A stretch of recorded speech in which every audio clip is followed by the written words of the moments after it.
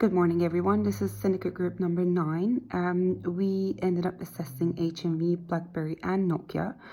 We just couldn't help but just start reading through a couple of them and realized, there's quite a bit of similarities across them. First off, HMV. It was a UK leading entertainment retailer for almost a century when they went into the administration in 2013.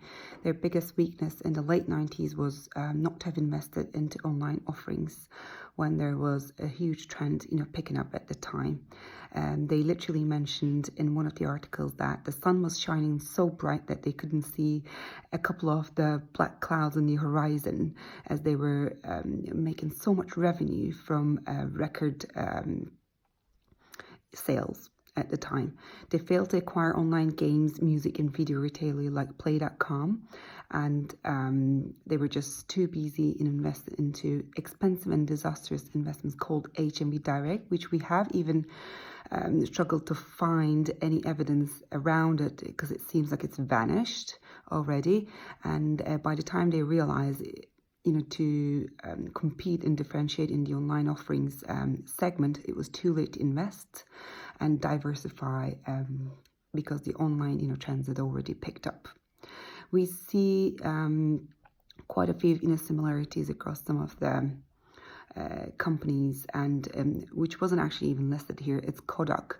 It seems like here HMV also realized that one of the cash cows at the time was the sales from record deals, and they just did not want to cannibalize that business and go into online offerings.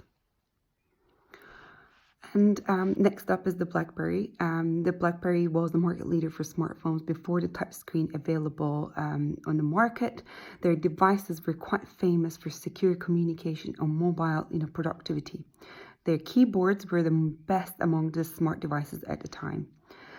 However, they failed to convince themselves and spent enough effort to innovate, their smartphones with their touchscreen, followed by instant messaging software, etc.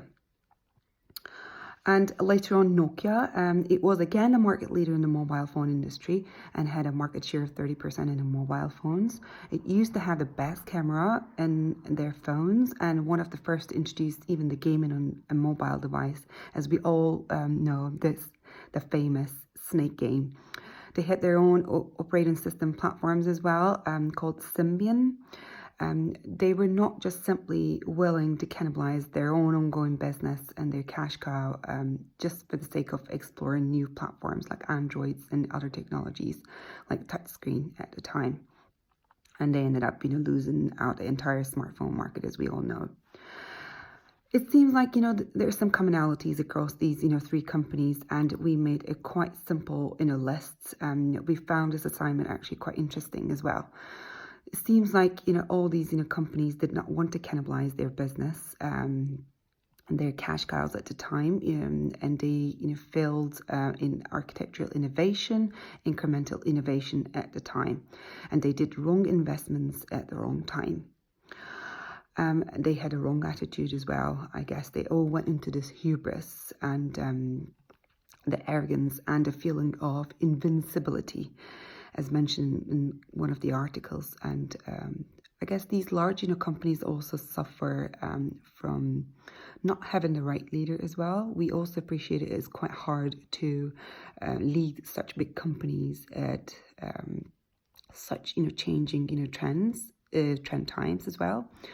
And the change we appreciate is quite risky and difficult as well.